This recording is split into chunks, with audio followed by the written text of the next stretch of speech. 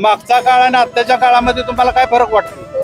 खूप असा प्रगती इतकी झालेली आहे की आता माझं लग्न झाल्यापासून मी बघते की जवळजवळ त्यावेळेला मला निराशाजनक अवस्था होती माझी, पण आता आपण बघतो की एक शहरासारखी अवस्था ह्या म्हसवड नगरीची झालेली आहे. म्हणजे आजूबाजूला आता वाड्या वस्त्या तर भरपूर आहेतच, पण त्या मानाने म्हटलं तर म्हसवडमध्ये आता विकास पाण्यामुळे तर झालेलाच आहे आणि इथून पुढे पण अजून खूप विकासाला वाव पण आहे.